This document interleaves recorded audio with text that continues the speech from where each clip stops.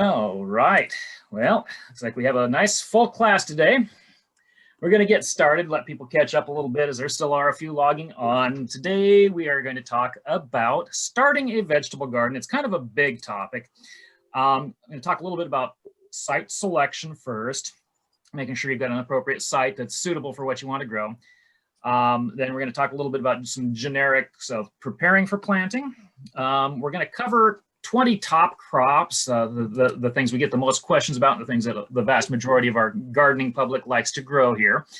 And just a quick overview for each of those crops on when to plant, some tips and techniques, and some of the problems you might run into with those specific crops. And then at the end, we'll talk a little bit about fertilizing and watering, because that's where most of the room for errors comes in the vegetable garden. All right. So looks like we've got, yeah, okay, sorry, mute. I'm going to mute everybody down so we don't have any overflow of sound here. And I see I've got people from all over the country again. It is worth noting that a lot of the information is still relevant to your location. There will be some minor differences in terms of timing, especially from the Pacific Northwest versus, say, Massachusetts versus, say, Los Angeles. It's definitely some variation in planting seasons as it goes. But a lot of the basics still apply. So the vast majority of vegetable crops really need sun. Now, when you get into the desert Southwest, the flip side of that comes into play. Some of them do need more shade, especially during the hottest part of the season. But generally, most vegetable crops do not grow well in less than 6 hours of direct sun, and more is better. So we will have a definite challenge if you've got a lot of trees, finding the appropriate site, because shade really limits what you can grow. Now, in our immediate area here in lovely Corvallis, while we have good moderate weather a big chunk of the year and lots of opportunities to do a lot of gardening, we also have some soil issues, and this can be, very localized. Here in Corvallis is one thing. Where I grew up in Dayton, just an hour north, the soils are completely different. But one of our limitations here is the heavy, wet clay. These really poorly drained soils that have a high water table and hold that water late into the season can really limit things like winter gardening and substantially delay your ability to start your garden, because you can't plant in muck for most plants. They will just simply rot.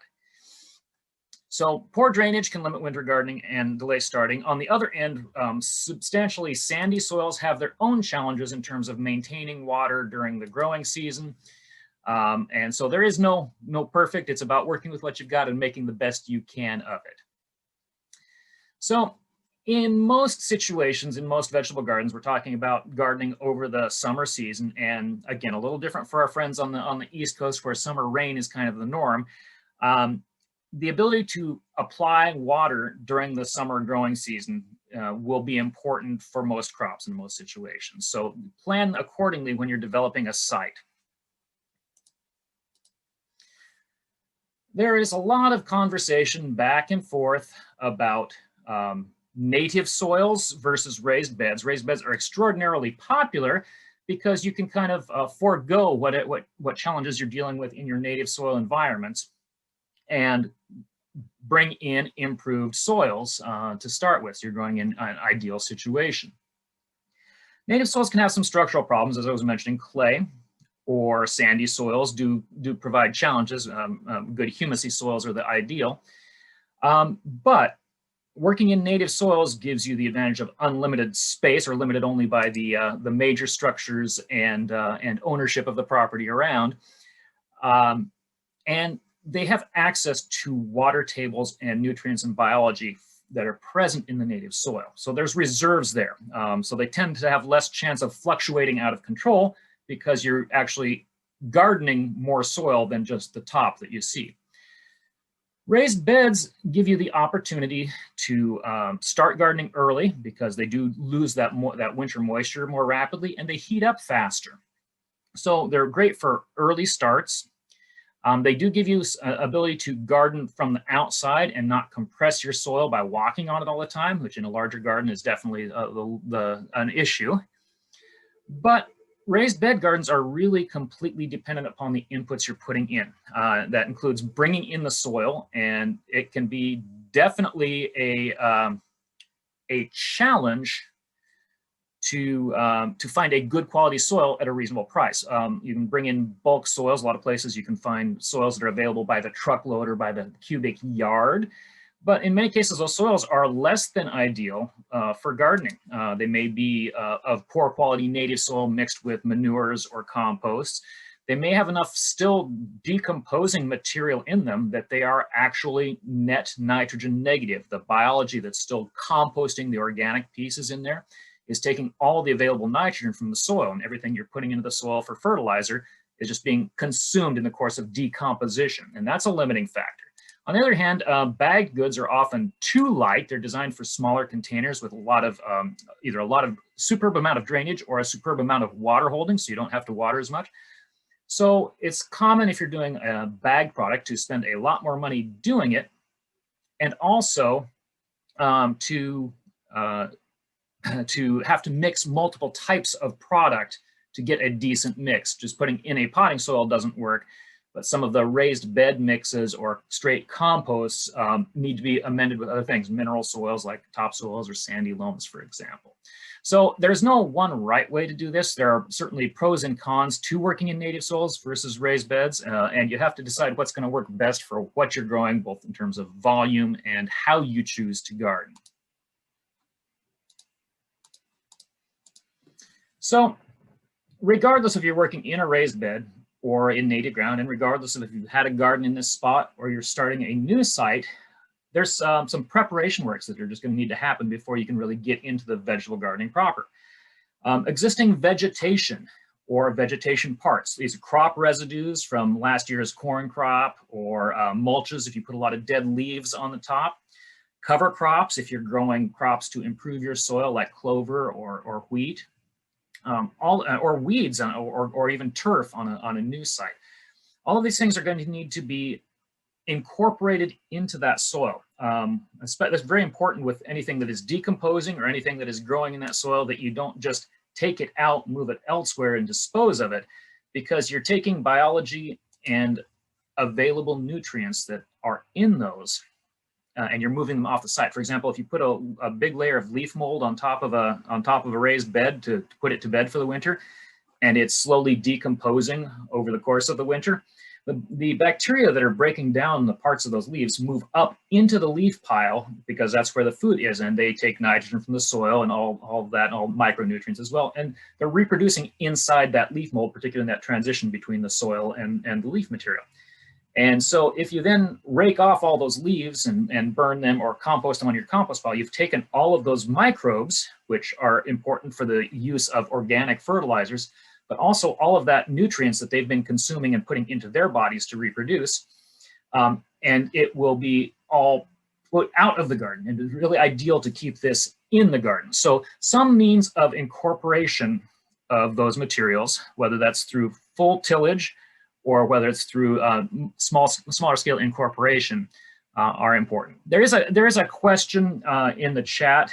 I really can't email slides and slideshows, but the entire presentation will be available on our YouTube channel for review within a few days after we get a chance to get it condensed down and edited just a little bit. So don't email them out. It's just not practical for us. Sorry. So as we're going into the planting period and prepping the soils, really wet soils, clay-containing soils, they really make for poor root development and poor seed germination. It's really important that we get an adequate amount of organic material worked into those soils to make them suitable for good plant growing. So this is typically compost, can also be manures. Anything that is not completely decomposed, whether this is cover crops that you've been growing and cut and let lay, or new compost you're adding in, or mulches that have been on the ground all winter. When you incorporate those into those soils, you have to do it well ahead of planting time, because they're not done decomposing yet. There's still biological processes going on. And some of these biological processes actually inhibit seed germination and root development of new plants going in.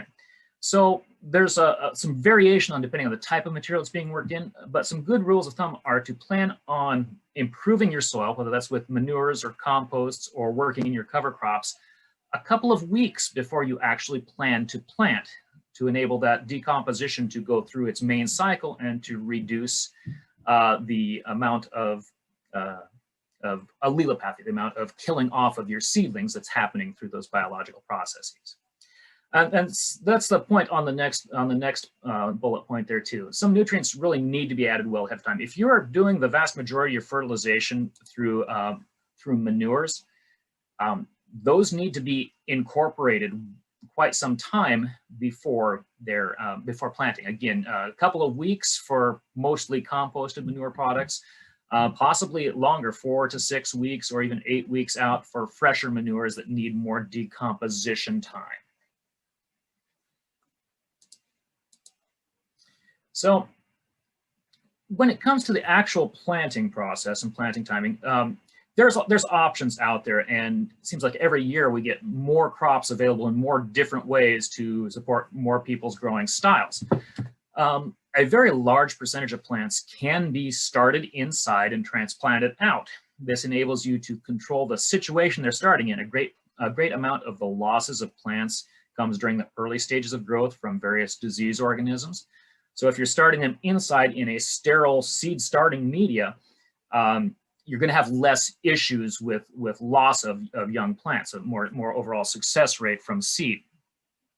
In addition, and this is really highly relevant here in the Pacific Northwest with our relatively cool, relatively short growing season as a whole, this enables you to get a jump start on the actual planting season. So things like tomatoes, you certainly could theoretically direct sow outside, and in warm climates, that's not all that uncommon, but they take so long and so much heat to get into production that gaining 4 or 6 or 8 weeks by starting them inside or by buying transplants where somebody has done that work for you is definitely worth the investment. On the other hand, there are certainly crops that don't like that. And we'll talk about that as a crop by crop as we go through, but crops that are highly sensitive to transplant shock or that don't like being at all root bound. So there's limits to melons and cucumbers and squashes in particular, are generally better to direct sow in the garden rather than to buy or start transplants. The exception being if you're in such a short season climate that you just can't get enough season to finish them from direct sowing. Some crops are equally easy either way. Some crops just don't start well from seeds inside. Tap-rooted crops, carrots, turnips, rutabagas, that's changing. We're seeing more growers doing that and more people trying that at home. You just have to handle them more carefully. So not what I would normally recommend for an introductory level gardening experience. And certainly some crops can be done either way. Lettuce and legumes like peas and beans, you can transplant, you can start them directly from seed, you have lots of options. Kind of a rough chart here of timing for Western Oregon. Keep that in mind because if you're much north of us, you're not going to be doing your peas through the snow in January.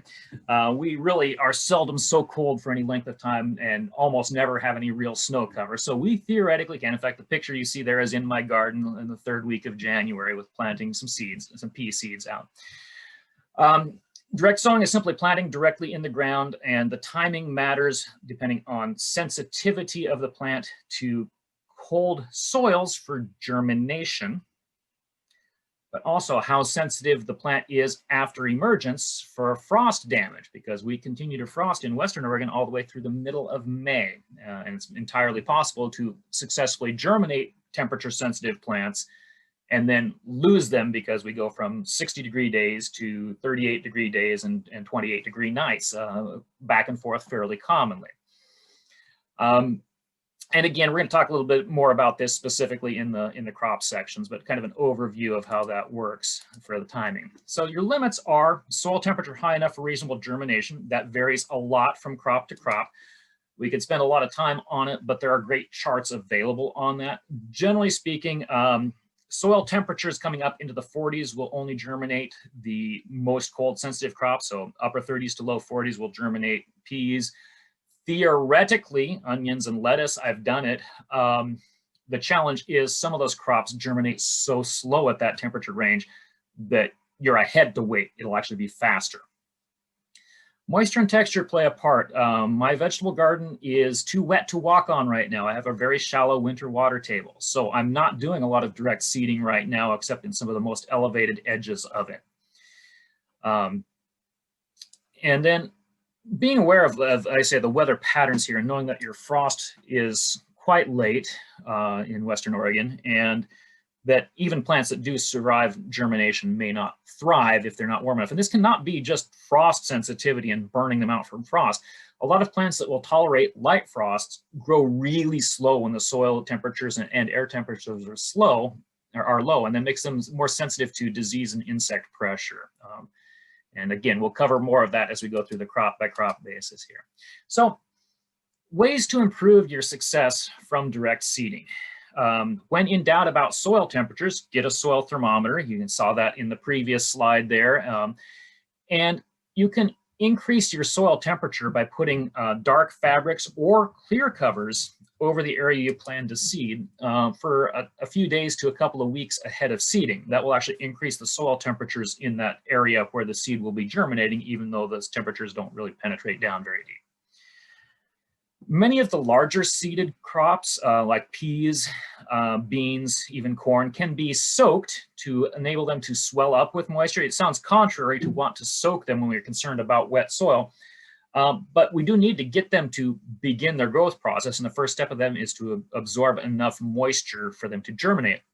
And so if you can do that in a controlled temperature environment, they're spending less time trying to do that under low temperatures and risking rotting.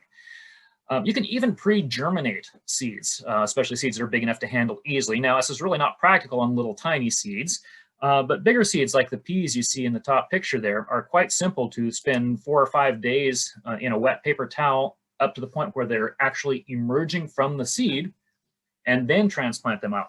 That really is a significant jump start for a seed crop to get them out of breaking the dormancy and beginning to grow. And that can be a huge increase in success, particularly when you're working in the earliest part of the seasons when environmental conditions are not ideal. Do work soil amendments in, as we mentioned, to improve the soil texture. Is compost primarily, but can also include sometimes some mineral soils like sandy loams or topsoils. There are limits to this. Again, I'm on wet, heavy clay. I can't put a tiller on that soil right now, and even hand turning it is just not efficient. I'm creating clods. I'm not creating good growing conditions. Good rules of thumb for soil texture. If you can grab a handful of soil and squeeze the water out of it, and it stays together as a clump, it's really too wet to be improving much. If you take that handful of soil and you squeeze it, no water comes out, and it literally falls apart when you open your hand out, you may be able to hand work some materials in for improvement, but you may be too dry to till. You can actually damage the soil biology and structure by tilling when it's too dry. You want soil that actually compresses, kind of holds a form, but just begins to break apart when you open your hand. That's an ideal level of moisture in your soil for a larger scale soil improvement. You can expand your seasons and get a jump start on materials while speeding up the germination process by using covers of various types to just simply increase the temperature underneath. This is not about soil temperature as much at that point. We're talking about trapping some warm air in there so the plants don't freeze. This becomes very relevant as we try to jumpstart the season in April versus the May last frost date for things that are frost sensitive. So it's important to note too, as you get later into the season and you're still direct seeding a lot of crops, that moisture is important. Too much or too little is not good. So as we're getting into maybe April and early May, mid-May, you're trying to establish your garden, you're likely to need to do some watering to get those crops to germinate. The first step is always the seed swelling up with absorbing moisture. And if there's not moisture is not present in the soil, the seed will not germinate or won't germinate effectively. So a lot of these seeds can be started indoors. This does give you a jump start on the season. The timing from seed to transplant varies from crop to crop, and also by how tolerant that plant is to being either root bound in the pot or being moved up to larger and larger plots. So tomatoes and peppers are really easy. They take a long time to start from seed. Their usual seed to transplant age is 6 or 7 weeks for tomatoes and maybe 10 weeks for peppers. So it takes a good long time. If you get ahead of the game and your soil's too wet, or we go through a cold snap in the latter part of May and you don't want to put them out yet, they're plants that can be potted up a size and held for another week or two and then transplanted larger.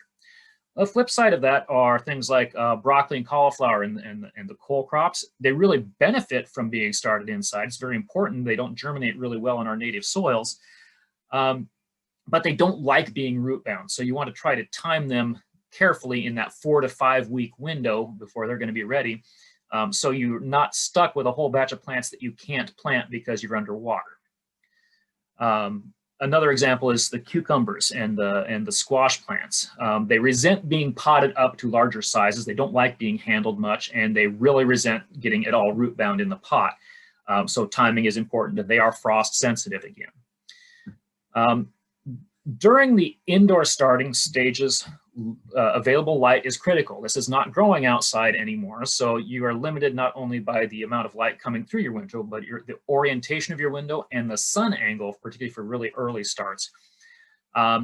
It may be important to actually put full spectrum grow lights, or you can get specialized spectrum specifically for a seed starting, but full spectrum works just fine and has other uses through the season. To get them up and growing and to keep them growing without getting long and leggy and brittle. So seed emergence goes through a cycle of the seeds swelling up and then sprouting. It sends up cotyledons or seed leaves. Most vegetable crops have two. They're dicotyledons. Things like onions and corn are single cotyledons. They have just one come up. After the seed leaf looks very similar on most plants. They're often hard to distinguish amongst a wide variety of plants just from the seed leaves. But shortly after the seed leaves come up, then the true leaves, the leaves actually begin to look like the leaf of the finished crop will emerge. So while they're on cotyledon, while they're on seed leaf, those plants are still kind of living on the stored energy in the seed, the embryo of the seed, kind of like the yolk of an egg. But as soon as those true leaves are emerging, they're running out of stored energy in the seed. They will need fertilization. And if you're doing this the way we recommend, what they say is the right way to start seed, you should be doing your seed in a sterile seed starting media of some sort, something that has no nutrients in it because it has no biology. And of course, you don't want salts in a seed starting mix.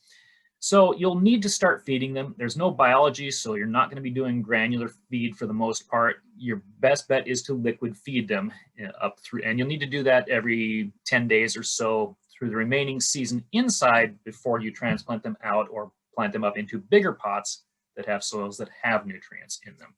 So that's a missing step that often gets overlooked in seed starting, is to feed them after you begin getting true leaves. So it doesn't have to be complicated. It sounds overwhelming sometimes. It can be as simple as a few Jiffy pellets on a dish in the windowsill. There's the beginnings of a looks like a cole crop going on there. And you can get them up and ready to transplant pretty readily like that. But it can be as complicated as you want to get involved with seed heat mats to speed up your germination. Most crops germinate ideally just over 70 degrees, between 70 and 90 degrees somewhere. Humidity domes, so you don't have to watch the watering as carefully. All kinds of different types of pots, biodegradable pots that you just plant the pot in all versus taking the plant out. So lots and lots of options, but you don't have to get overwhelmed, especially if you haven't done it before. You certainly can get started with a minimal amount of supplies and just play around with it and see how it works out for you. So though most will germinate okay at typical room temperatures, most people keep their houses somewhere between 62 and 72 degrees, and that's adequate for germination of pretty much all crops. All of them do germinate a little bit better as you get higher up until that cutoff, which for most crops is between 80 and 90 degrees. As we mentioned, nightshades like tomatoes and peppers can grow on, but coles and cukes and melons just don't handle that well. So it's best to time them carefully or just direct sow them. After 30 years of doing this, of course, I grew up kind of doing a bit of this too, but I've gone from constantly starting my own seedlings to buying transplants because they're readily available here and my springs get crazy, to I've cycled back around to simply direct sowing a lot of these crops because they really are overall more successful that way. So some general guidelines on timing your starts inside. We start things like onions and peas. I mentioned you can start peas directly outside in January, but you can definitely get more leg up if you start them inside. So January are plants that can actually transplant out in cold weather as long as your soil texture is workable. So cabbages and onions and peas. By February, we might be considering to start peppers because it takes so long. And the next set of crops in terms of cold tolerance, broccoli, cauliflower, beets, a lot of leaf crops are pretty cold tolerant once they're transplanted out. They just do not germinate well at those low temperatures. By the time we hit March, that's when we're really into germinating tomatoes. If you haven't done your tomatoes yet, you still have plenty of time. It takes about 6 weeks to get them ready to transplant, and you've got about 6 weeks before last frost, so you're fine on schedule. Beans, pushing the edges by early March, but by the end of March, you're normally safe to start your beans inside if you're going to take that approach. And April, quick turnover crops that don't like being root bound. Corn is a quick germinator and quick to transplant stage. Cucumbers, melons, squash, if you're going to do them that way. Wait until it's really going to be safe to move them out as soon as they are ready. And so here's the ideal transplant times for those crops started in that season. So if you look at February for transplanting cabbages, peas, onions that were started in January, March to April for beets, broccoli, cauliflower, leaf crops.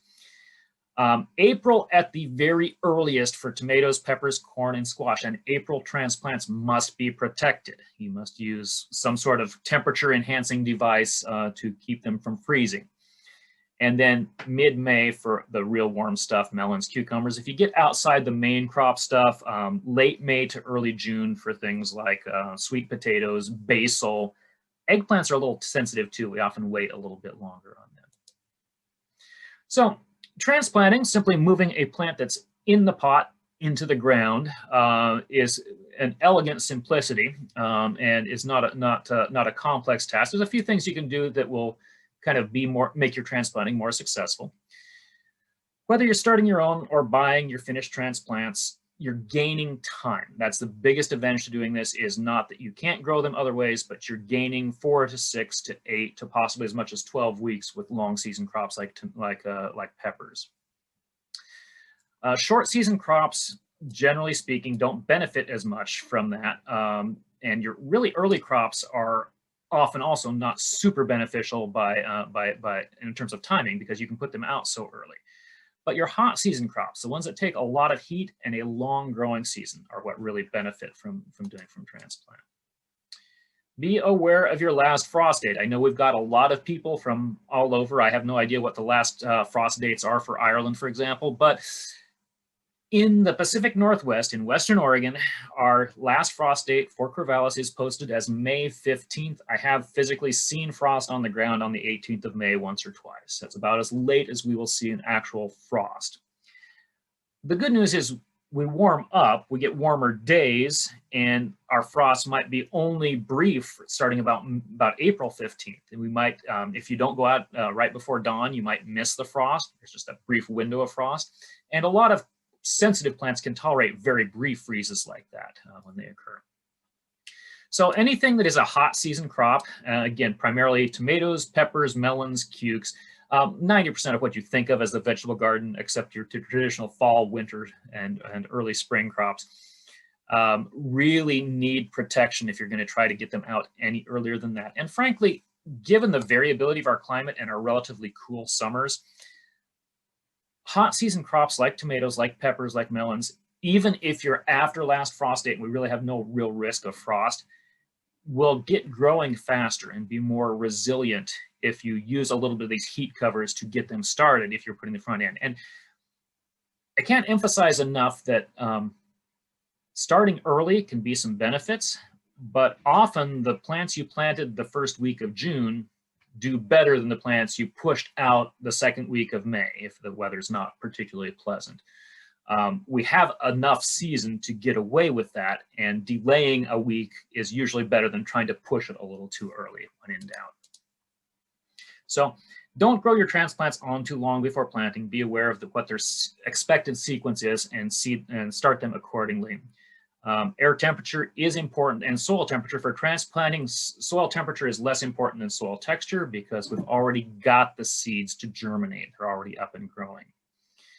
When in doubt, it is definitely better to wait. And when you are taking transplants home from the store or out from your windowsill, take a few days to stage them out.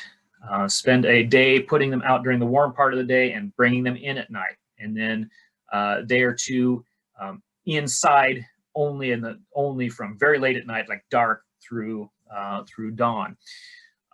If you do that for 3 or 4 days and you do that in a situation that is not directly out in the main sun but has some protection from the hottest exposures of the sun, those plants aren't going to stress. But if you take them from a greenhouse, commercial greenhouse, or from your windowsill and you put them out in the full sun in the cold air, they're going to burn or they're going to wilt immediately. So take a few days to stage them out in the pots before you transplant them to avoid transplant shock. Talked a little bit about protecting crops, and there's a lot of options out there for crop protection. Wall of waters, which you see on the bottom right picture here, are cylinders of plastic made out of plastic tubes. You fill them with water. Your plants are inside that.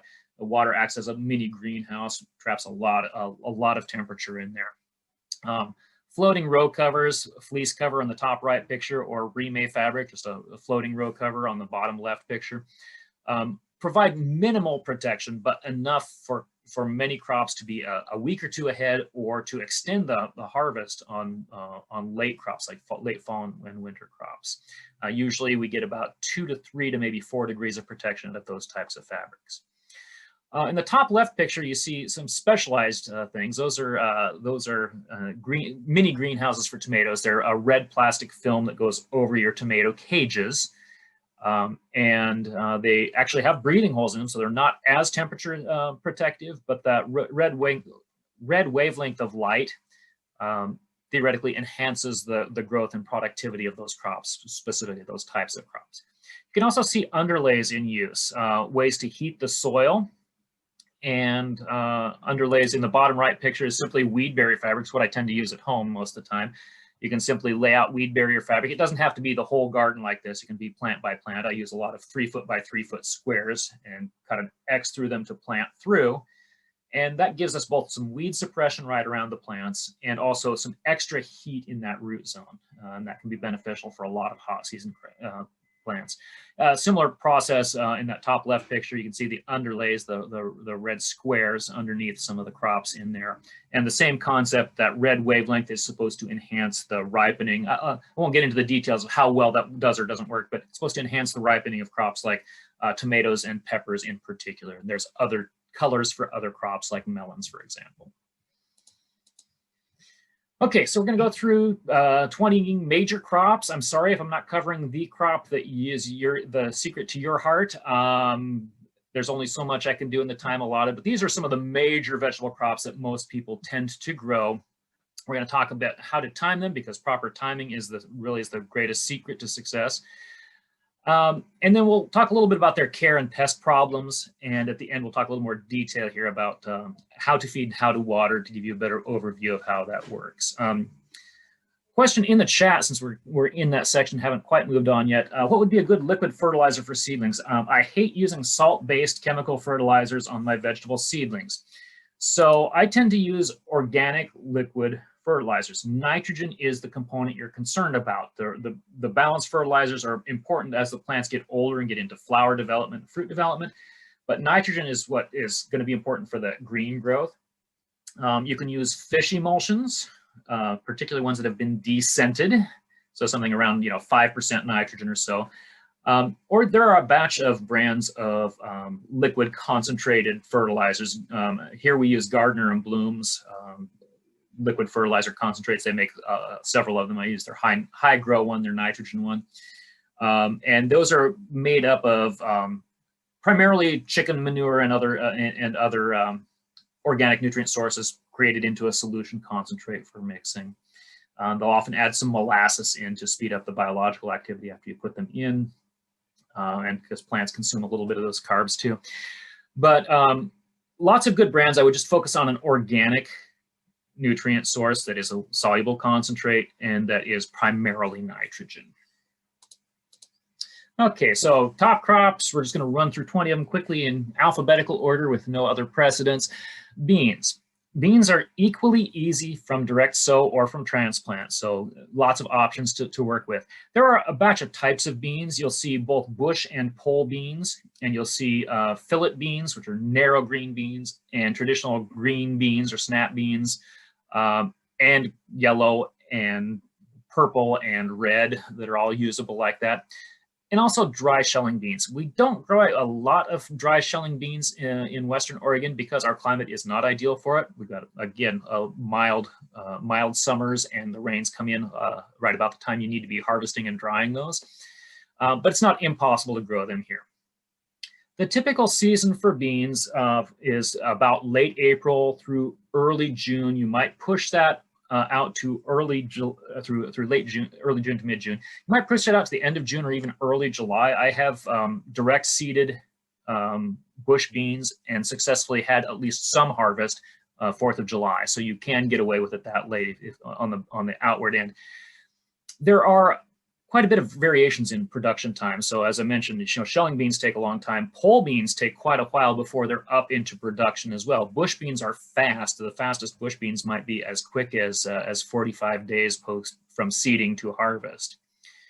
Generally speaking, your dry shelling beans are a one-off harvest. They all finish off at the end and you pick them. Bush beans have a flush that all comes ready at once. And if that happens early enough, you can, for most varieties, continue to grow them on and get another flush later in the season, but they're two fairly concentrated flushes. They're not a continuous production. And then there's some variation on that. It's a tendency. It's not an absolute.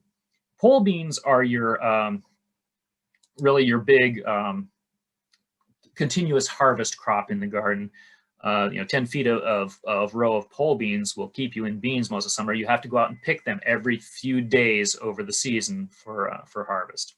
If you let them get too big, they start getting unusable, but they also slow down or even stop flowering if the beans get too mature, so you don't have that next crop coming on. Beans in general are a highly successful crop. They do some of their own nitrogen fixing, but they definitely benefit from fertilizing.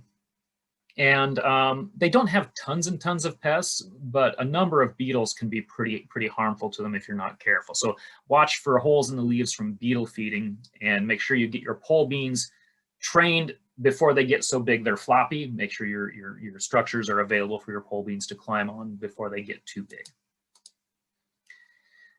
Beets are usually direct seeded. It used to be we always said just direct seed them. They don't transplant worth a darn. Then the growers went and proved us wrong by doing them in tray packs.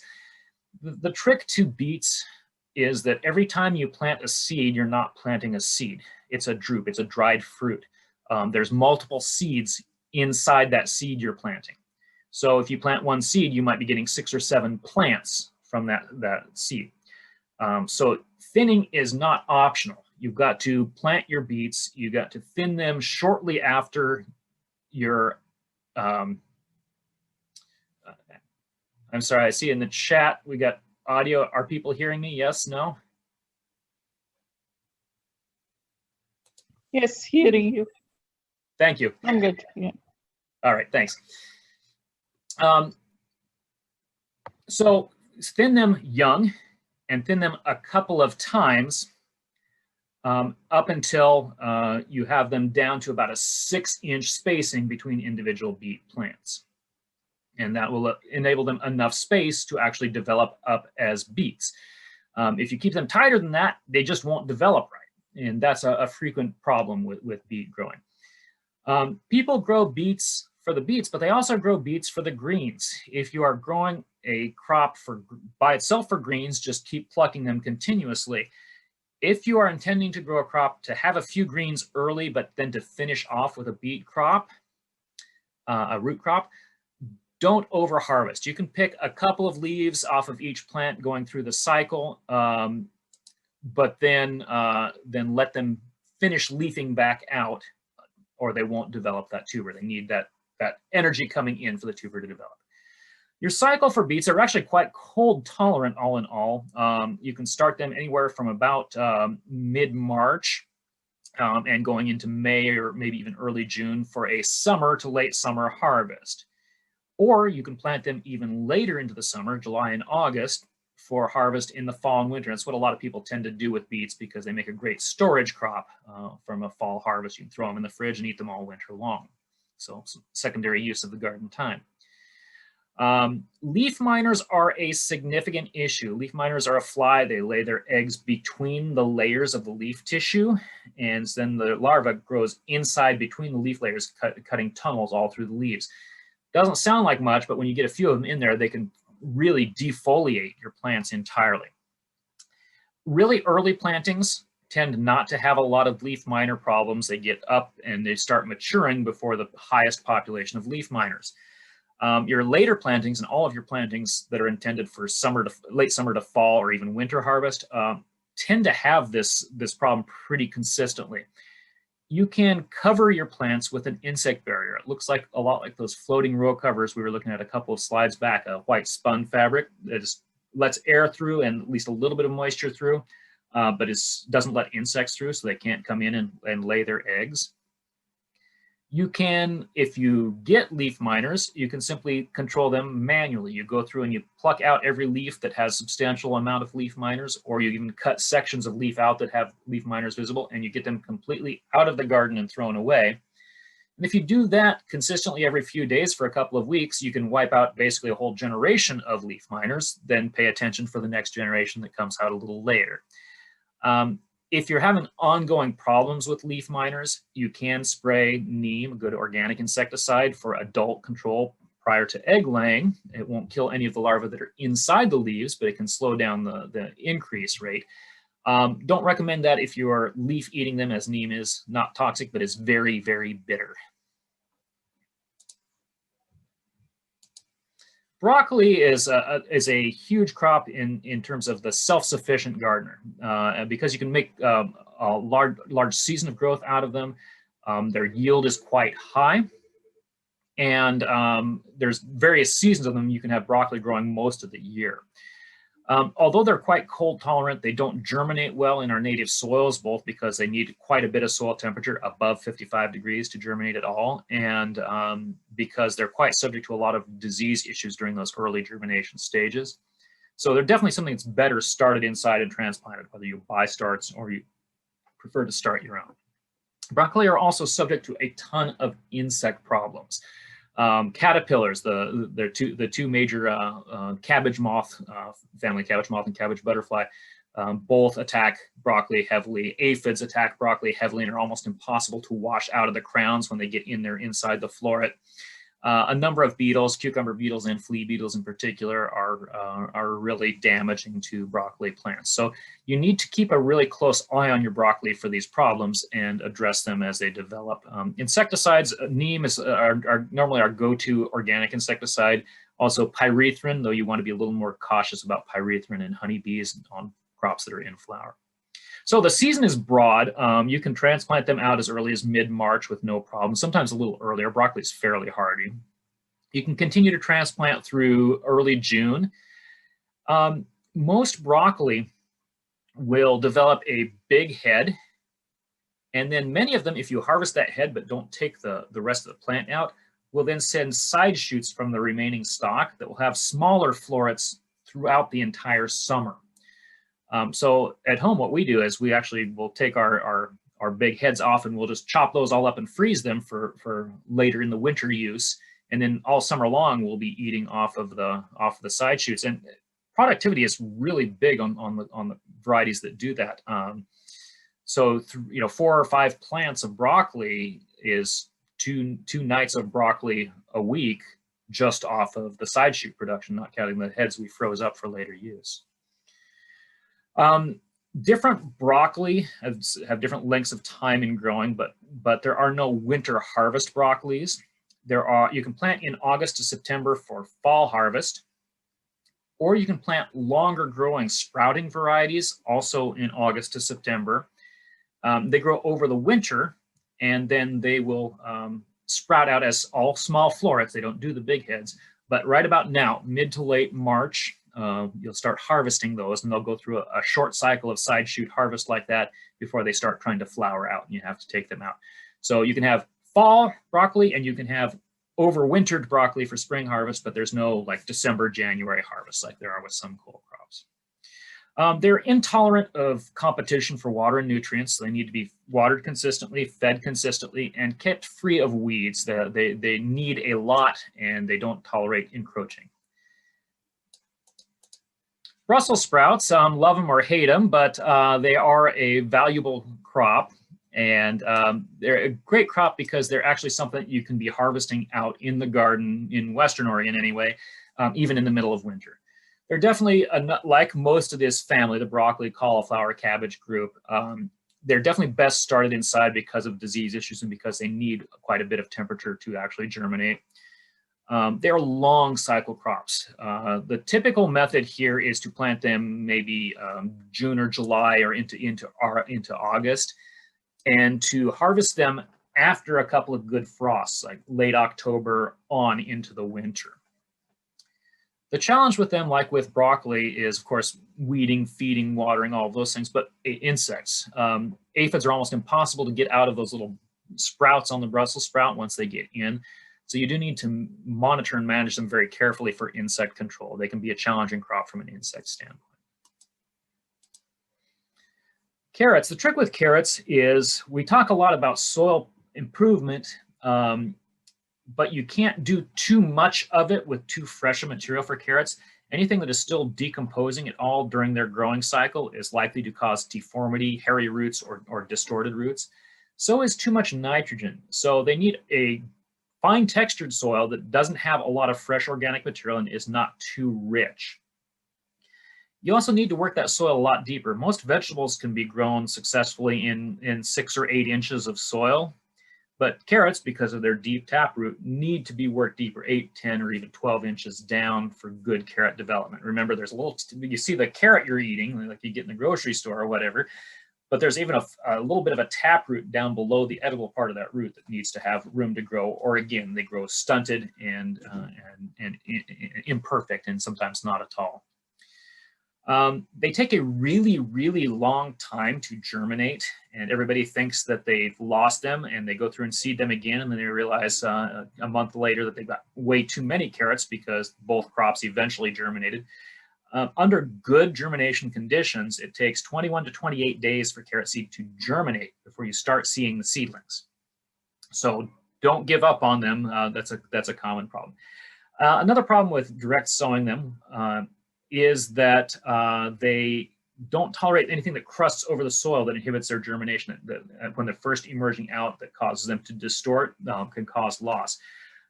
So we like to sow them right on the soil surface, and then take a fine media that doesn't crust. I like to use actually an organic potting soil, and just a very thin coating, like 1/8 of an inch over the top of that seed bed. Easiest way to see, I love carrots. It was one of the fun things to do with my daughter when she was much younger. Prepare a whole area that we're going to plant them in. Rather than doing rows, we'll just plant a block of them. And then I'll just give her a handful of carrot seeds, and she can just kind of throw them out there and let them fall. And then we'll put a little cover over them. And you get kind of a spotty coverage from that, but that's okay. And it's fun for the kids. But literally sprinkle scattering over an area rather than trying to space them out in a row is a much easier way to handle carrots. And I'm not big on the whole row gardening anyway. I like to plant things in blocks to make good use of the amount of space I've got rather than doing long, thin rows. So most carrots take between 60 and maybe 75 days from seed to harvest under good conditions. And there are different shapes of carrots. Some of them are more tolerant of some of these heavier soils. I like to use the broader and shorter tapering types myself because of my heavy soil. There are exceptions. There are varieties that are intentionally designed to be grown over winter for spring harvest. And there's not a ton of them out there. Merida is one of the top ones you're likely to see. It's Merida, M-E-R-I-D-A.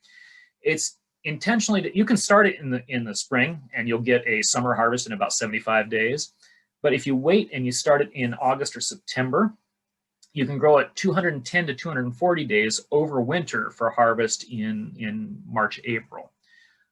Which, as you note from our growing cycles here, that's the time when nobody has any vegetables left because everything they put in the freezer is gone and nothing's ready yet until May or June for most crops. So a definite advantage to have a few things that are coming on in that season. Carrots don't have a lot of problems.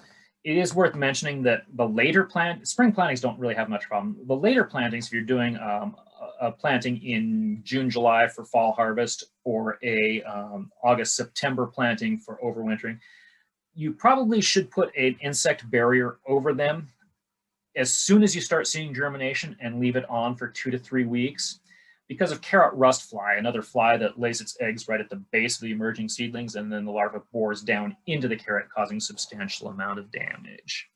I'm going to type in, since I'm sure nobody got that name, Merida carrot is your overwintering carrot variety. There are some others. Autumn King is another one, but Merida is the one we see the most consistently and that I've had the most success with.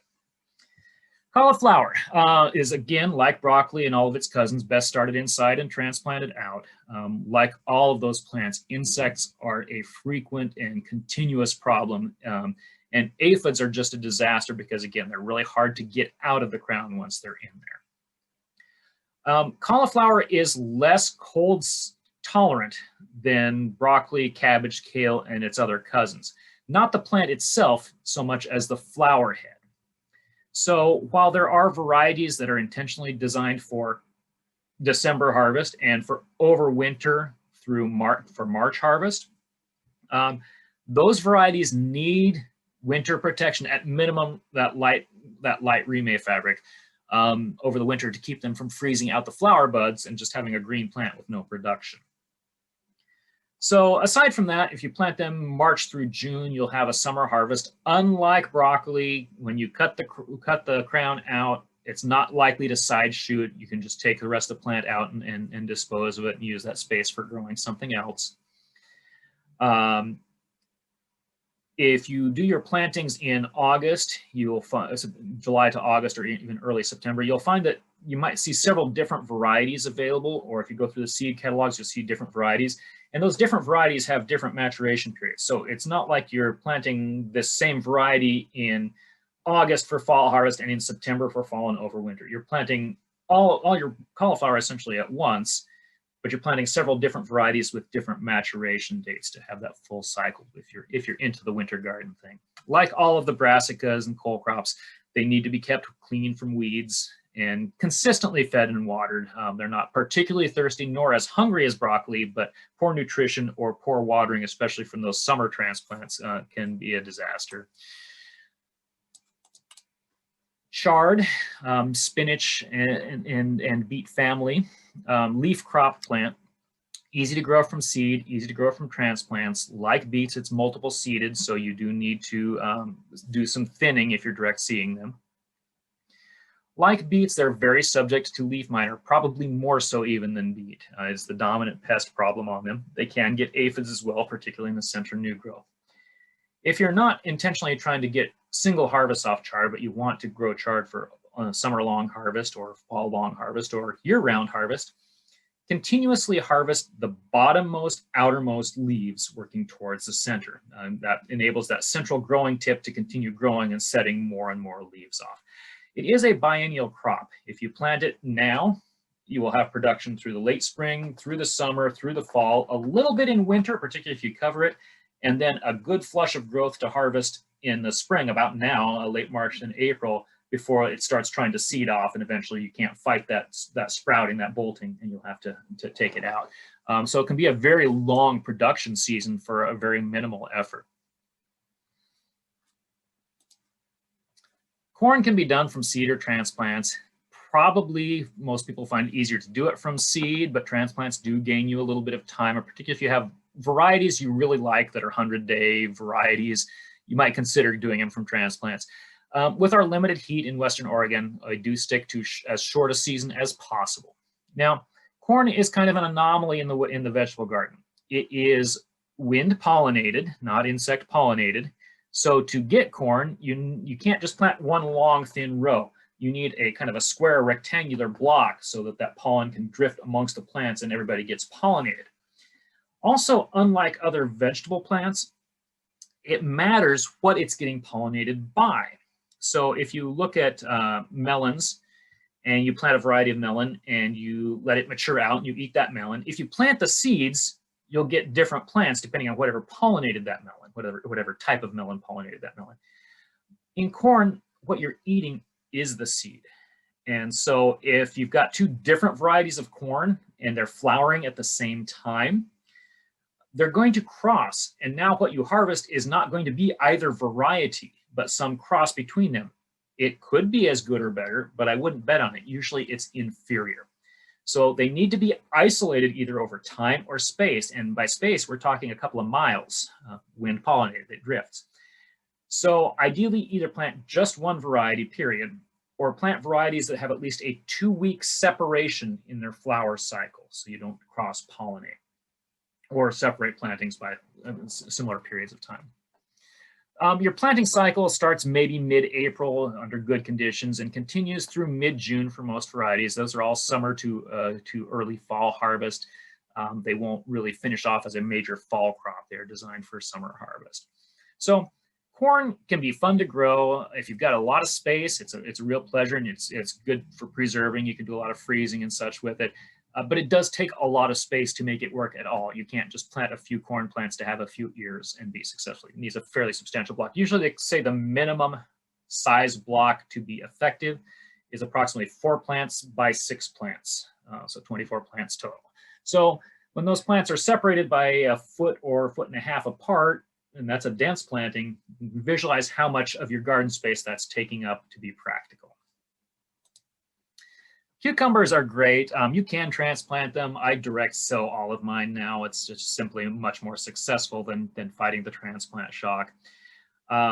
They are quite sensitive to cold temperatures. I usually do mine mid to late May, sometimes as early as early June. I have planted cucumbers as late as the 4th of July and had a few cukes off of planting that late, so it is possible. This is the first crop of several we'll talk about that have micronutrient needs. Cucumbers that get kind of bitter flavored and yellowish and sometimes wrinkled on the end or soft on the flowering end are suffering from calcium deficiency. So in our soils, with our type of underlaying strata and our weather patterns, just plan on liming them, putting a good handful of lime right in the hole while you're planting, and then supplementing with a second dressing of lime. Usually I use 4th of July or somewhere around there, midsummer, to make sure they never run out of lime run out of calcium during that flower and fruiting season, or they'll get bitter and unpleasant. They are relatively shallow rooted. They need to be kept free of weeds. They need to be fertilized consistently. They're medium hungry and watered consistently. They're not very drought tolerant. They have a number of insect pests. Of course, slugs can be damaging on the young plants. Beetles are a significant pest on cucumbers. Powdery mildew is a significant disease on cucumbers. It looks, as the name suggests, kind of a white or gray powdery coating on the leaves. Can get on the fruit as well. Early season, small amounts of mildew try to control by changing your watering habits, maybe not water so frequently. We'll talk about that a little bit later here. Maybe trying a fungicide, organic fungicides. There are some biological ones that are bacterial fungicides like Monterey Complete Disease Control. Or neem, which is should be in every vegetable gardener's shelf because it's organic, it's relatively bee safe. It can be used as an insecticide. It's also a mild fungicide. It's fairly effective against light outbreaks of mildew. If you're getting a lot of mildew, or if mildew is coming on really late in the season, it's probably worth just taking the plants out rather than fighting it.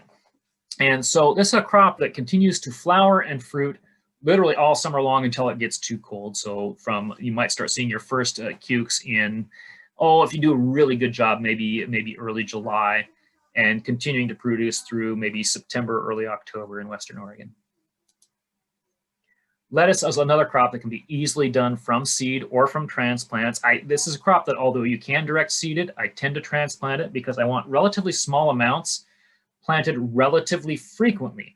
What happens with lettuce as it gets old or stressed or hot as the summer progresses, it tends to try to flower, send up a bolt, sends up a spike, and then the plant tends to get bitter right in there. So rather than trying to fight that, once they get too far along, you just take those out. You should have another crop already started coming up behind to replace those crops. So I find that just much easier to do from buying a 6-pack at a time and planting out versus direct sowing, but can be done either way. Very adaptable plant, can be grown most of the year. You can start as early as March with transplanting. You can direct sow in March. I've done it in January and had a crop. Generally, March is the earliest I would direct sow, but it's ideal time for transplanting. You can continue to transplant lettuce out through September and still get it established. If you're intending to harvest through the winter, you're going to want covers over those plants, or they're going to not develop enough to harvest. They'll usually survive Western Oregon without covers, but they may not be productive over the winter. It's real common to have lettuce kind of finishing up in March from the overwintered crop and bolting pretty heavily about the time you're ready to start planting your new crop again. The challenge with lettuce isn't the cold season end of it, it's the hot season. As we get hotter and drier, it's harder and harder to get them to plant without immediately bolting, or to even keep established plants from getting bitter. So you fight that a little bit. It's often good to plant your later crops in the shade of your tomatoes or in the shade of your pole beans, where they're still getting light, but they're not getting that intense heat. It will slow down that problem. Melons can be a challenging crop here. They can be transplanted. Again, I've gone back to doing them all from direct sowing. I have a much higher success rate from direct planting the seeds in the ground. They take a long time, 80, 90 or more days. So it's one major harvest right at the end of the season typically. And they require the maximum possible amount of sun and heat. Although the symptoms aren't as obvious on melons, and this applies to both watermelons and the cantaloupes and honeydews, they do also they're also subject to calcium deficiency problems that cause fruit rots. So liming them at planting and again midsummer is important to have fruit that doesn't get the size of a golf ball and then rot off. Consistency of watering is good, but not essential. You can actually dry farm melons. They'll benefit from watering, but fertilization is not optional. And I will usually, in addition to granular feeding at planting, I will usually do some liquid feed supplementing, especially in the early parts of the season, to get them up to size faster, because they're relatively hungry plants, and fertilization on watermelons in particular often means the difference between success and failure on that crop. They are very intolerant of cold weather, so I'm often planting mine very late May or early June. They don't have a ton of insect pests. They're pretty big, vigorous plants, so a little bit of insect damage is usually not even hardly noticeable. But they do get mildew, just as do the cukes. And so you've got quite a bit invested in time on those. We don't normally rogue them out. We will usually try to fight mildew when we see it appear. Mildew is worth a little bit of discussion here, in that mildew is a high humidity situation disease, but not necessarily a water on the leaf disease, though that can contribute. If you're putting impact of water on the leaf, you actually disrupt. So if you have like sprinklers that are hitting the leaf surfaces with water, you can actually disrupt powdery mildew somewhat. But when water sits on the leaves for long periods of time, for example, if you water in the evening rather than in the morning, then you have water sitting on the leaf and not evaporating out, and that becomes a breeding ground for powdery mildew. So timing of water application can help reduce mildew, but having good, vigorous, otherwise healthy plants is more valuable to controlling mildew. Onions. So there's a lot of different ways you can plant onions. You can do them from seed. You can buy seedling tray transplants. You can also buy older green bunch transplants, or you can get hard bulbs for some varieties and plant them like a bulb. They do take a long season to produce in general, and They're day length regulated, not regulated by how long they're in the ground. So all of your bulbing onions in our area, it's different in the South, so you need to be aware of this, typically mature in the roughly midsummer, because they'll start initiating bulb when you have a long enough day length, and then they'll finish off over the next several weeks. So the earlier you can get them in the ground, the bigger your onions will be and the better your yield. The typical cycle here for most types is to plant in the fall, grow them over the winter for summer harvest. Buying the green bunches simply as a way to have plants that somebody's already done that for and they're ready to transplant out. And that happens in February and March only, and then it's gone. That's your only opportunity to do that. They need a surprising amount of fertilizer. They are relatively hungry plants, and they need a real consistent watering to develop appropriately. So it's not something you can let go really dry and then water heavily. It needs to be kind of even and consistent, stopping watering for a couple of weeks before harvest so that they paper up nicely. Insect and disease problems on onions are pretty specialized, and in my experience has not been all that common here, but they do get some bulb maggots and some rust diseases. They can also get aphids on the younger growth sometimes, so keep an eye out for those things. Peas are a great crop to get going in the garden, to get you an early start in the garden. They're equally easy from seed or from transplant. There are bush and pole types, and there are flat potted stir frying peas. There are also edible potted snap peas that can be either shelled out for pea or eaten pod and all. And then there are shelling peas, which are your high yield peas if you're actually shelling them out for freezing or other types of storage, canning, that kind of thing. They can be planted as early as January. You can plant through mid to late May. They tend to decline significantly as the weather gets hot from a combination of heat stresses and insect-borne diseases like peonation virus. So this is a crop that we typically try to have finishing out in July as the weather's starting to get substantially hot, and then they decline and we pull them out. Pole types will need significant support, like a pole bean. They can be 6 or 7 feet sometimes. Even the bush types, so bush beans I normally don't support. They're erect enough to go on their own. Bush peas are floppy and relatively brittle, and they'll often have your peas laying on the ground if you don't do at least some small support structures. A question in the chat about cleanup. When you discard diseased plants, what do? Can you compost them? So you basically have 2 options with diseased plants. Don't make your problem somebody else's problem. Don't go put them in your yard debris cart for the compost people to deal with.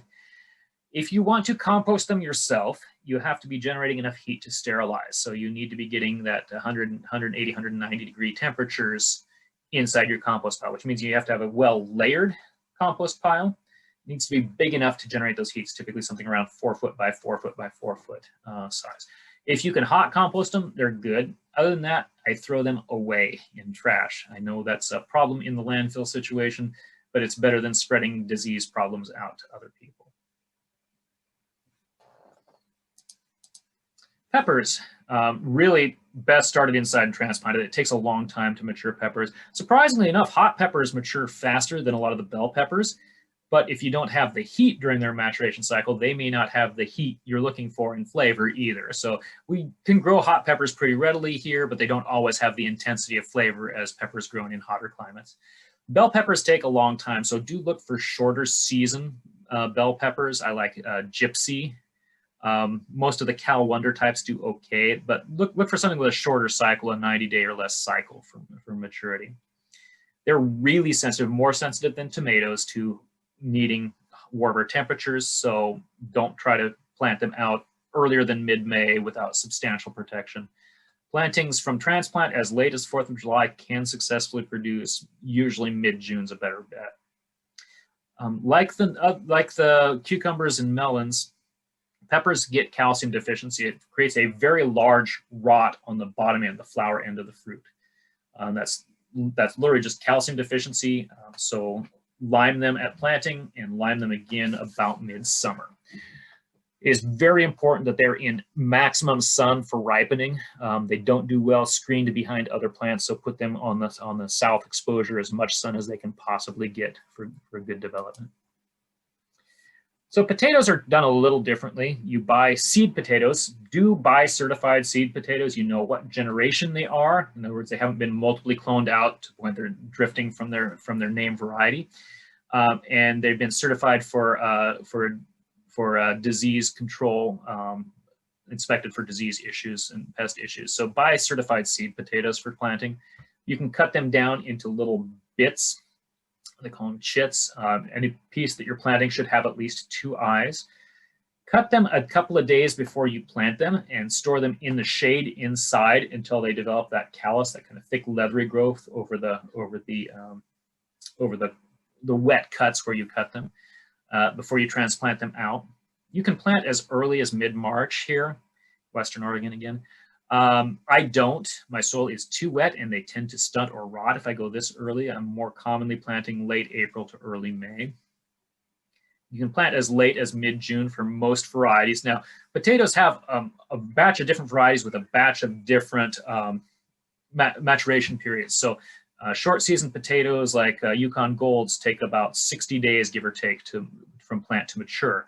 A lot of your longer storage potatoes might take us 100 to 120 days. I have no patience for 120 days potatoes myself, but some people like those varieties. There's a lot of varieties in between at 80 to 90 days. So read up on the variety you're planting, know how long to expect it to take. To get better increase in yield, if you plant your potatoes out, you can plant them in big hills or you can plant them in individual rows. Either way, plant your parts about a foot apart. As they push up and the leaves start getting well above soil surface, if you go once or twice through the early part of the growing season and you cover them up with straw or with compost or with raking dirt from around the garden up over them, burying all but the topmost leaf, then they will root and develop tubers along that stem you bury.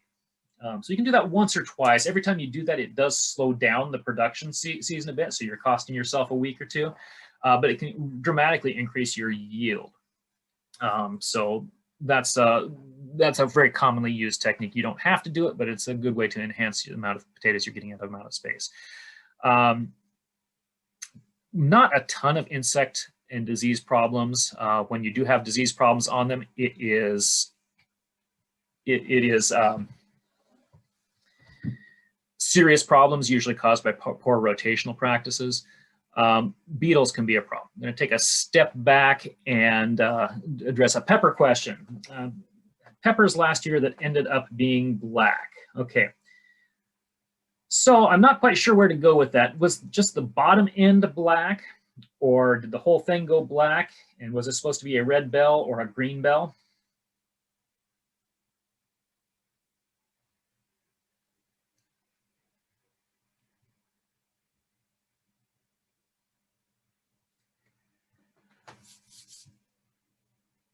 Okay.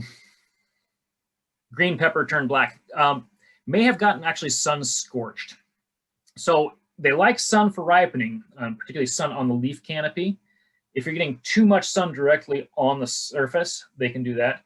It's not uncommon for greens to go a bit black anyway, and that's not usually a problem. But we see that quite commonly. Oh, no.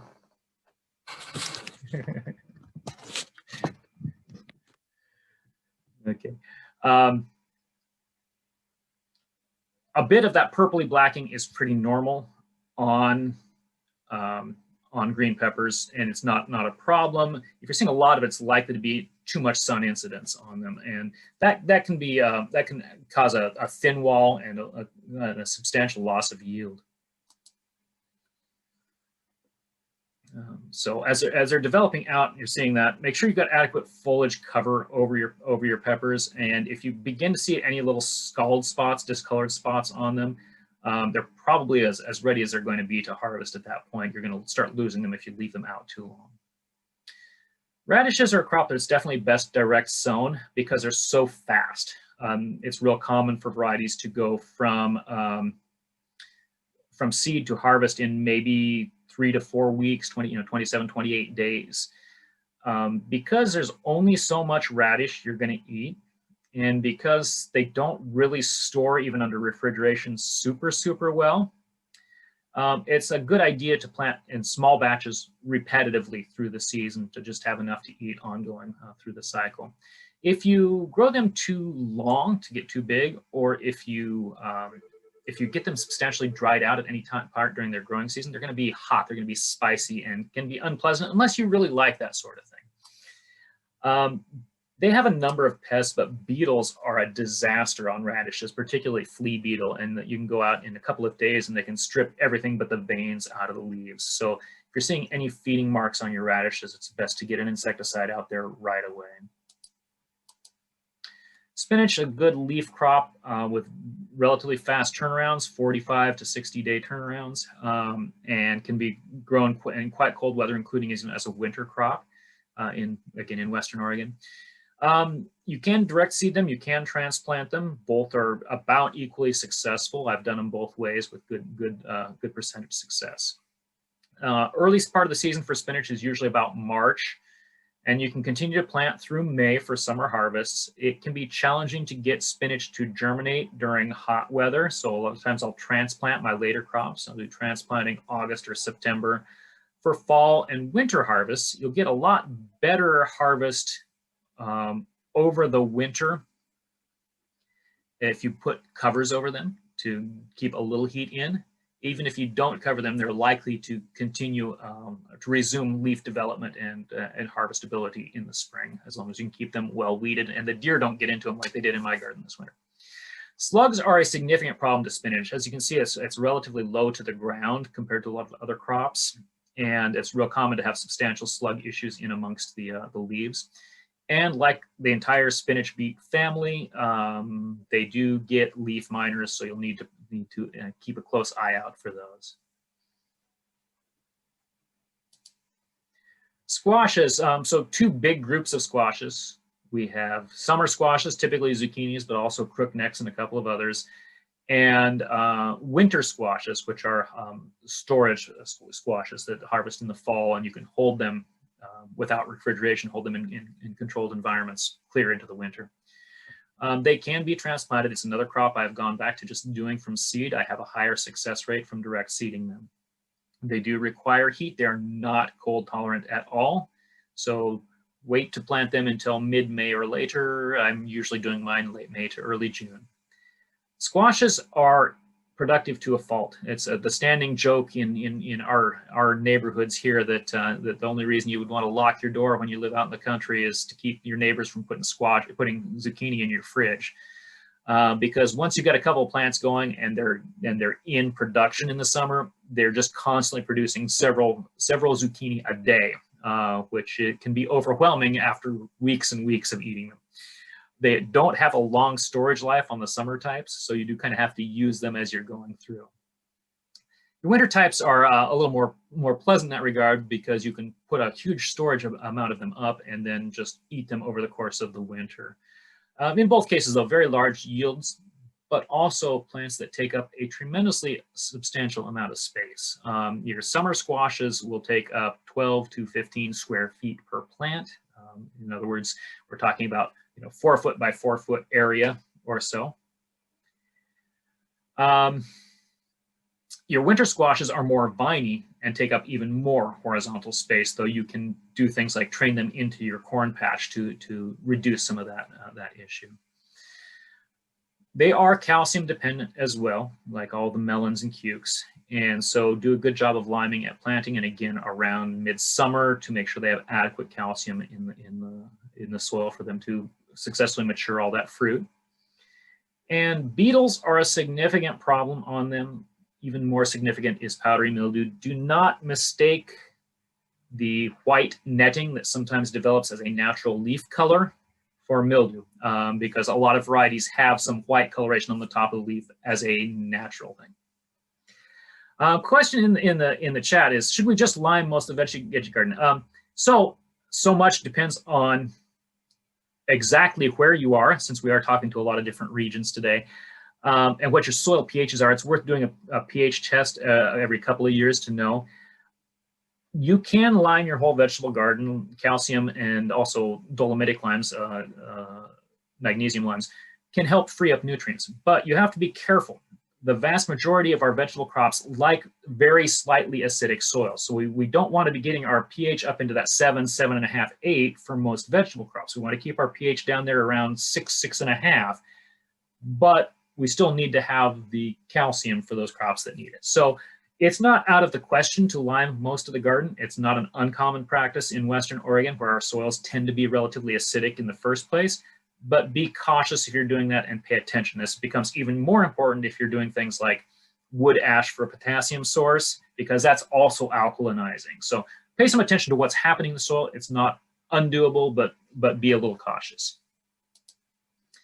Tomato, probably the most people's go-to plant in the vegetable garden. Almost everybody who's gardening out in our area does do tomatoes. Everybody wants to grow those gigantic slicer tomatoes. Frankly, those beefsteak types don't do well here because they take too long and we're not hot enough. Your head to go down a size and have more success rate. They're definitely plants that are best started inside and transplanted, and they are, again, basically subtropical plants, tropical plants. They don't like frost. They need to be planted out mid-May through mid to late June for good success. Mid-April with substantial protection. Really high yield. So an indeterminate, a vining type of tomato can produce possibly 20 pounds over the summer of tomatoes. So you don't necessarily need a lot of tomatoes unless you're planning on drying or canning or doing something else with them besides just eating them. A couple of tomato plants can keep you in tomatoes for fresh eating. That being said, that degree of yield can be great if you are being a self-sufficient gardener. In terms of things, you can dry them and use them a couple of different ways of drying them: in sun drying or in a fruit dryer, and use them on through the winter from there. You can can them as sauces or canned tomatoes. Lots of options to work with there. So basically, they're indeterminate and determinate tomatoes. Indeterminate tomatoes are long, viney things that have lots of fruit that come out from all over the plant. Determinate plants tend to be stockier, not necessarily smaller, but stockier, more upright, with the flowers and thus the fruit clustered on top. Most determinate varieties are designed specifically for harvesting as a block, a large volume of them at once for canning and preserving. Indeterminate varieties, you're picking a couple of tomatoes at a time every few days and are better for fresh eating, though you can easily accumulate enough tomatoes for processing if you want.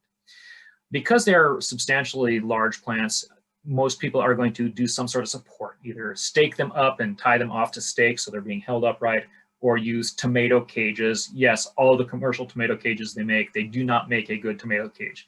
All of them are way too small. Your indeterminate tomato plants should be getting 6 feet tall or so, and they should be 4 or 5 feet across. So all those little tomato cages are just a beginning point in the training process.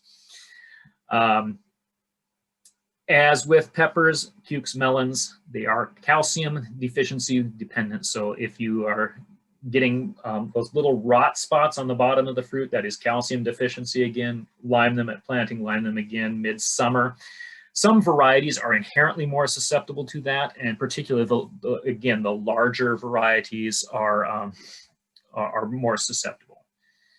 So question, Central Florida, hot in March, is it okay to plant peppers and squash? Yes.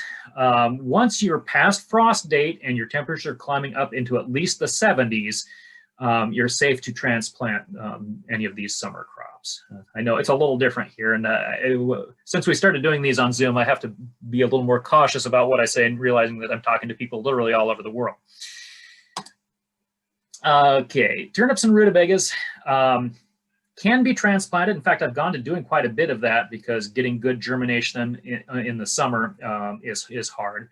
They should be planted June or July for fall to winter harvest. This is a crop that you can be harvesting in October or November, or you can continue to leave in the ground as long as you're not flooding or you don't have too much insect population coming into the tubers, and leave them in the ground and just harvest a few at a time as you need. So turnips and rutabagas are very similar plants. Turnips are typically harvested at around 4 inches in the fall. Rutabagas are usually left in longer and get about 6 inches, but other than that, they're very, very close cousins, very similar needs. And despite the taproot and tuber development, they're still related to broccoli and cauliflower and cabbage and all of those. And so what that means is that they get a lot of insect problems. They get slug problems in leaves, but they get aphids, leaf-eating caterpillars, and mites and beetles. And beetles can be really damaging on turnips and rutabagas. So keep a close inspection of them as we're going through the summer growing cycle. And then once you get well into the fall, typically those problems decline, even if they don't completely go away. Like all of their cousins, they're intolerant of competition, so consistent deep watering and consistent weed control is important.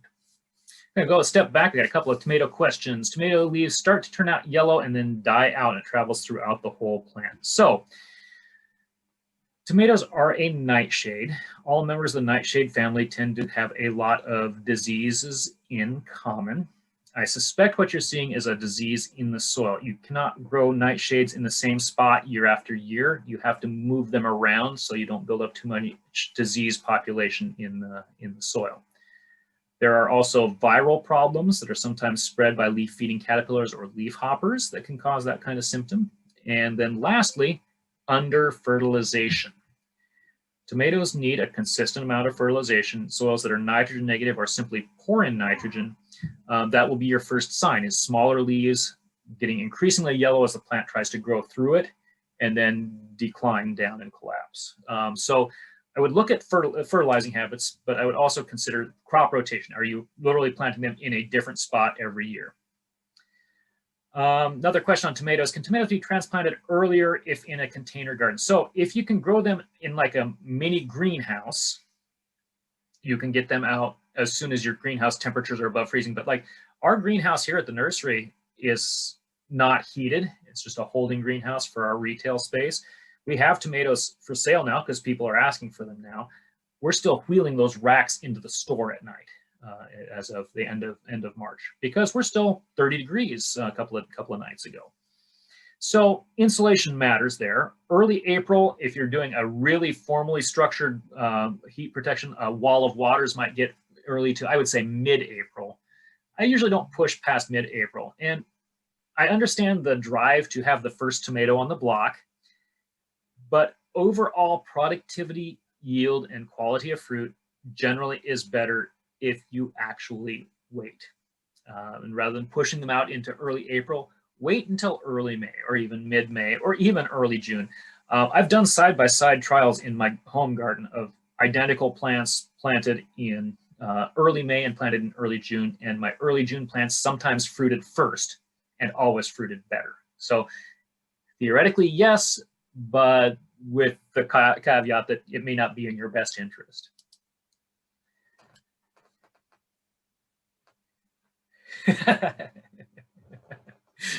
Okay, so feeding. We're going to go on some general veggie comments, and then we'll open up for questions here. Feeding veggies, a good granular fertilizer. I like to use organics. Not everybody has to be organic. It fits my gardening lifestyle. But one of the advantages with organics is they're naturally slow release, depending upon microbial activity in the soil for how they release to the plants. A good feeding of organic fertilizer in a granular form will last 50 to 60 days, roughly. I'd say 6 weeks to maybe 8 weeks. So crops that finish in that time, a single feeding is probably sufficient.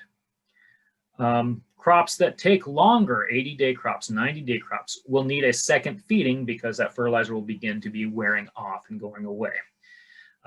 So when you're feeding at planting, it's best to simply incorporate that fertilizer right in the soil before you put the plants in or before you put the seeds on top.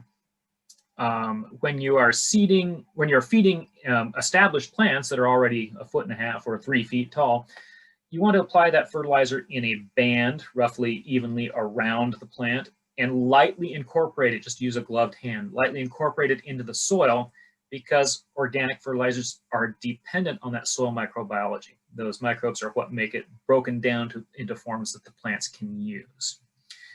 Early plantings, late plantings for fall and winter gardening, and super hungry plants like melons and broccoli and cauliflower often benefit from a feeding or two of a liquid organic fertilizer on the leaves in addition to your granular feeding, just to give them a little more nutrients, especially during times when the soil temperatures are relatively low and they're not getting as much out of the granular fertilizer. And as we mentioned in the above presentation, there are a number of crops that require lime. As far as type of fertilizer, there's a lot of great commercial vegetable foods, both organic and synthetic, out there. Balanced fertilizers are kind of important. You need something that has nitrogen and phosphorus and potassium. In our immediate area, potassium is much less important, except for a very few crops. That can vary quite a bit from region to region, depending on your soil structures in particular. So make sure it's balanced. Again, 4-4-4 or 5-5-5 or a 4-6-2 or 4-6-3 or 4-5-2. Anything in those kind of ranges is an acceptable vegetable food. Okay, so a question about rhubarb. I'm sorry I didn't cover that, but as you can see, I'm way over time as is. Why are they bigger in Washington and very small here? My best guess is that what you're seeing is the result of our awful clay soil, because I have the same problem. I was only grew up an hour north of here. The big thing with rhubarb is to work a large area of soil and get lots and lots of both mineral soils and organic material and create a mound. So you're planting them up above that clay layer in very well modified soil, because this heavy clay will substantially stunt them. And that's, I think, most likely what you're seeing. Okay, watering. Everybody overwaters, except the ones that don't water at all and underwater. But when you water and how much you water is much more important than whether you're putting it on with a drip system or putting it on with a sprinkler or mister or a hose or what have you. It is worth pointing out, though, that different crops have different water needs. When I say watering, when and how. Water in the morning, particularly right before dawn if possible, but right around dawn if not. We want that water to evaporate off before we have too high of a sun angle on it, creating burn spots on the leaves, and not sit there, like if you're watering at evening, not sit there on the leaf surface and not evaporate and cause disease problems. So that is a valuable tip right there.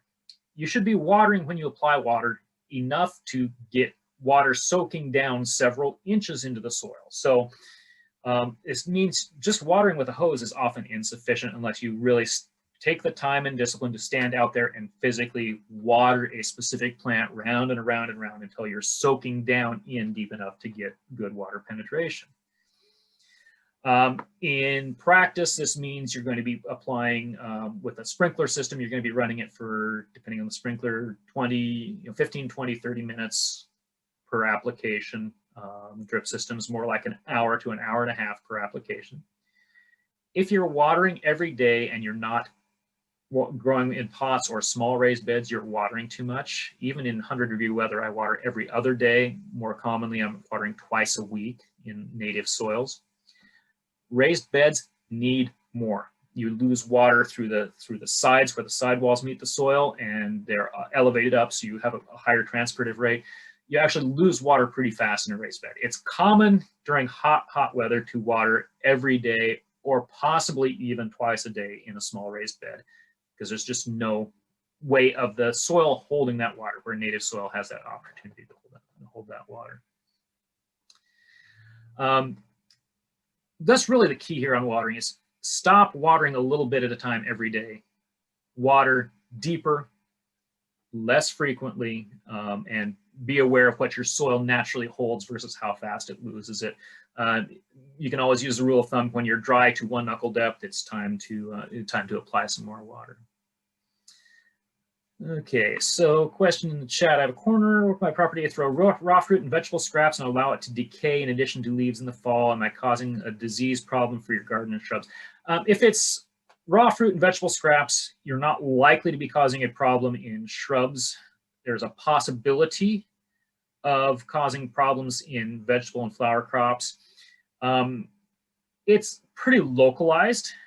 Okay, so I'm not thinking like, if you're just working that spot and then you're planting in it before everything's completely decomposed down, then the plants that are going in that is some risk. Unless it's immediately adjacent to the vegetable garden itself, you're not likely to get much spore off of diseases going crossing over that way. If it's 20 feet away, it's not likely to be a problem in the vegetable garden over here.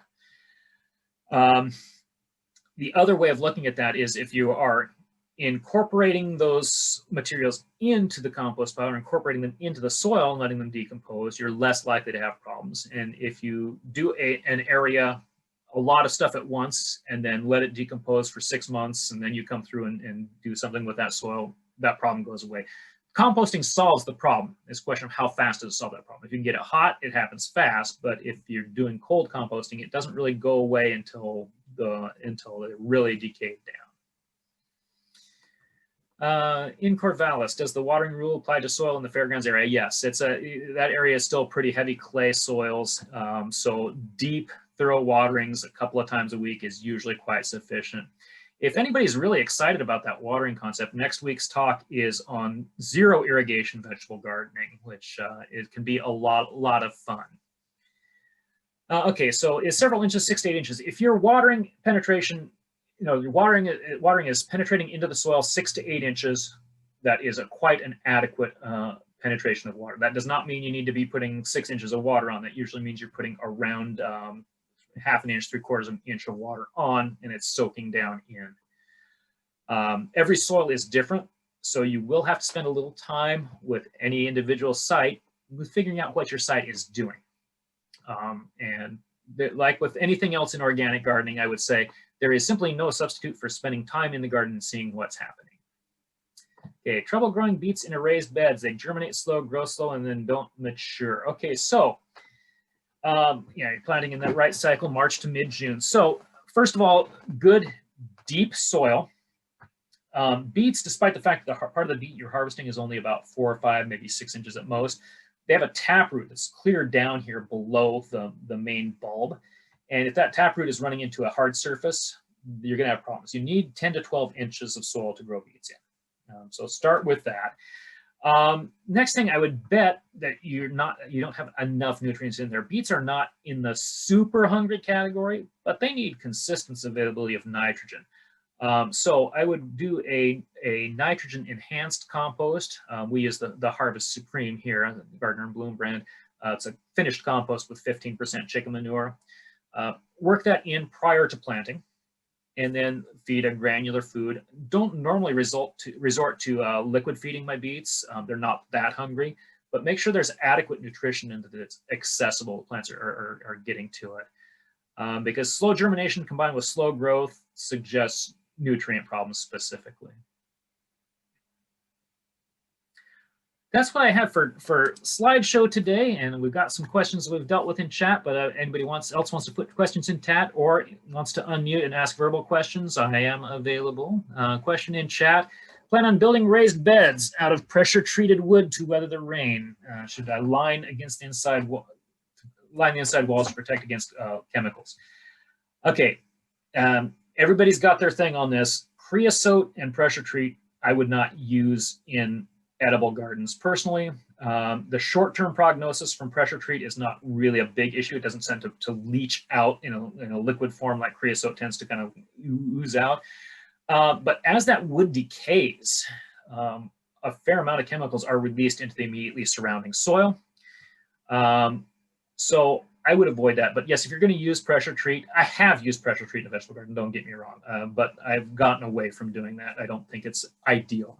I would definitely line them. Even something as simple as a weed barrier fabric that keeps the soil off those timbers for a little while will slow that decomposition and the small particles of soil from getting into the soil, and that's where the concern comes from. So that's the best answer I have for you at that point. I would avoid it if at all possible, but if you're going to do it, definitely line it.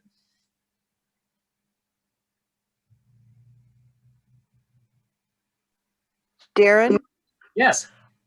How can I avoid blossom end rot in my tomato plants in a raised bed when the soil has enough calcium in it and I think it's a watering problem? What do you recommend?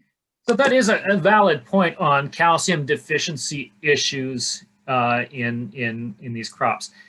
It's not always about lime, because it's also about the availability of the calcium from the lime, and watering fluctuations really change that dynamic. Soils that get too dried out the lime tends to regranulize, and it's harder for the plants to get to it and absorb it. Plants that are kept too wet, soils that are kept too wet, the lime tends to wash out and disperse before the plants can use it.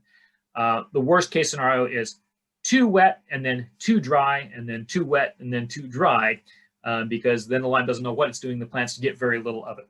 Consistency of watering. In a raised bed with tomatoes, I would consider upping the lime. It's pretty hard to go wrong, but do watch your pH.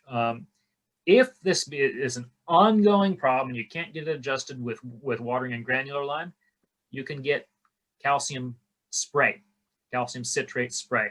It's called, it's a blossom end rot preventer. There's a few different brands out there.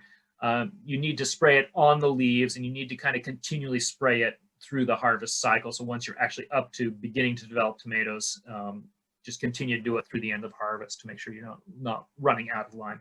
It's not a cheap way to do it, but it's a functional way to do it if that's an ongoing problem. Would you recommend a drip irrigation? Drip irrigation can help with that because it's typically put on a timer anyway. You're watering one specific area of soil and a nice deep watering. And yes, it's not a bad idea at all. Not the only way to get there, but you can do it that way. Can I make a raised bed out of rocks? Yes, definitely. Rocks typically are clean, no major problems. You can use cement blocks or other cement materials, but they have calcium in them, and there are often chemicals in the process of making concrete and cement products that you should be aware of. So know your source and what's in that. Typically, a stone and concrete raised beds tend to be have different porosities compared to wood, so it may change up your watering procedures a little bit, but not a bad approach at all. The YouTube class, YouTube video of this class will be posted. Usually it takes us a few days before somebody has a time to get it posted. If you go to YouTube, Chenard's Nursery, we have a YouTube channel. We have all these classes that I do, and some of our beekeeping classes I do, some of them our beekeeper does others, and a batch of short videos on things like starting plants from seeds and topics like that. So visit our YouTube channel. We've got a lot of classes, but a lot of other supplemental videos that go with as well. Pulverized up a winter's worth of eggshells and put in the raised bed. And this, yeah, that is available calcium this year if you've been continually doing it. The issue with eggshells, if you try to do it after you've planted in, it just takes a long time for those eggshells to decompose to the point where, again, it's available calcium. Same thing with oyster shell on the coast. It's not a bad source of calcium. It's something you need to be proactive rather than reactive with. Any advice on growing collards in the Willamette Valley? First of all, I'd need a great recipe to make me enthusiastic enough about collards to grow a lot of them, to have a lot of practical experience. Our problem is heat. You have to grow short cycle varieties and get them mature enough and hot and developed enough, and then harvest after we cool down. So timing, but also varieties that are a little bit better suited, because a lot of the varieties are suited specifically for the South, and we just don't have that heat. You see people doing okra too, but I think going back to collards for a minute, timing is probably more important than anything else. If you try to do your collards too early, you're not going to be happy with them. If you wait until clear into September, you're not going to be happy with them. You need to be doing your collards in roughly August for post-frost harvest, after they've sweetened up a bit.